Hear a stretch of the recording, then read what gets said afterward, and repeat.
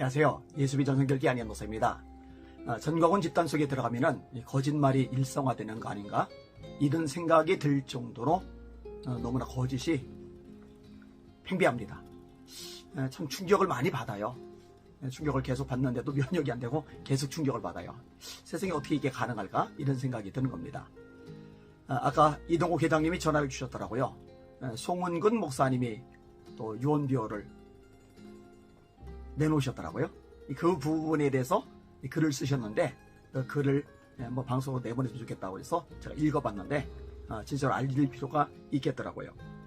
전광훈 집단 2단 사이비 행각에 대한 탄원서에 대한 송은근 씨 등 전광훈 측 악의적 허위사실 명예훼손 유포 행각에 대한 입장문. 들어보세요.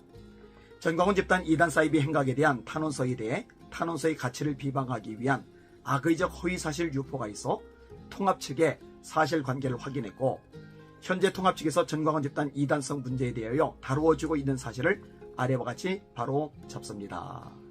통합 측에서 본격적으로 이 부분을 바로잡기 위해서 전광훈 사태 다루기 위해서 진행을 해가고 있는 상황입니다. 통합 측 핵심 인물의 실제 발언 내용, 그 내용을 이동욱 회장님이 전달을 해주셨어요. 아울러 탄원인 1056명에 대한 해당 명예훼손 행위자 기자와 송은근 목사의 심각한 허위사실 유포에 대한 명예훼손 행위에 대해서는 금일 중으로 수사기관에 법적 조치하겠습니다. 왜 자꾸 법적 조치를 하느냐? 간단합니다. 거짓이 너무 심각하기 때문에, 명예훼손이 너무 심각하기 때문에 범죄인데 범죄인 줄도 모르고 계속 반복하고 그리고 추종자들을 호도하고 있기 때문에 이거는 끊어내는 게 모두에게 유익한 거예요. 이들이 국민들에게 유포한 허위사실은 통합 측이 전광훈 집단 2단 사이비 행각에 대한 탄원서에 대해 대한성도연합은 유령단체이므로 유령단체의 문건은 다룰 수 없다라는 사유로 반려하였다고 유포하여 탄원서 제출인 1050명의 명예를 유령단체라며 심각하게 훼손하였습니다. 대성연하고 전혀 다르죠? 대성연으로 몰아갔나 보죠? 저는 어쨌든 그 송 목사님 영상 저는 아예 안 들어가 보니까 이게 들을 만한 어떤 영양가가 있어야 들어가죠. 상대도 제가 거의 안 하잖아요. 상대도 사실 이게 격이 맞아야 상대를 하죠. 어쨌든 이동 회장님이 이 부분에 대해서 전화 주셨기 때문에 제가 모처럼 한번 다룹니다.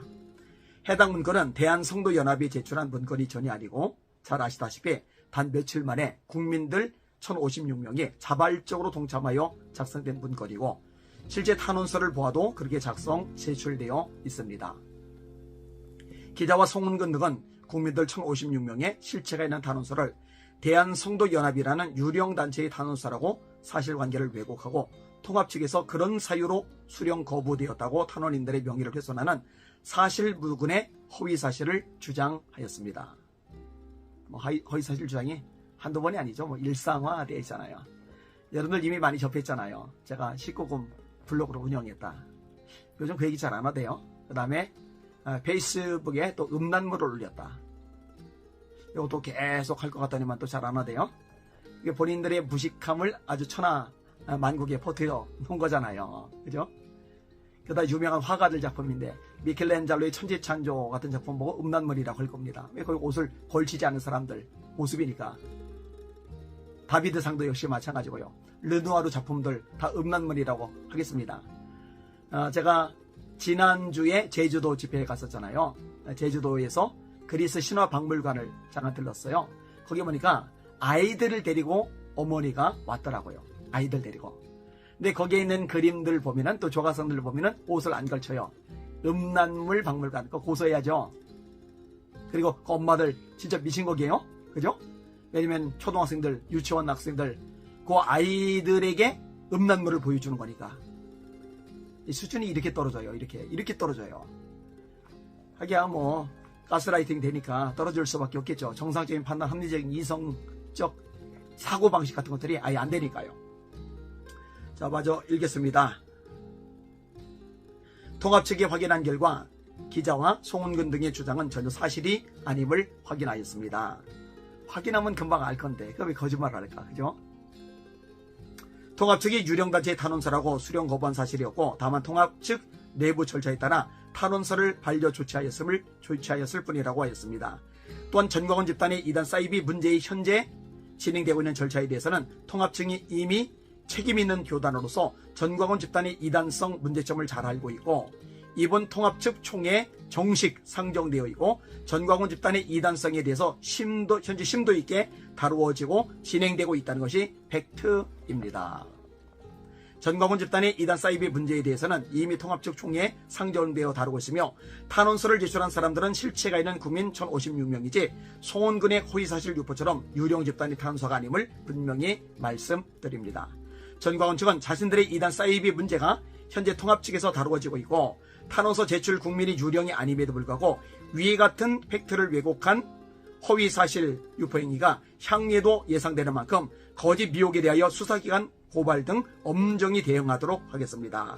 통합 측에서 전광훈 앞에 쪼개져라 등의 이 전광훈의 심각한 이단성에 대해 이번 총에서 다루고 있는 만큼 한국교회 진리가 이단 사이비 집단으로부터 지켜질 수 있기를 기대합니다.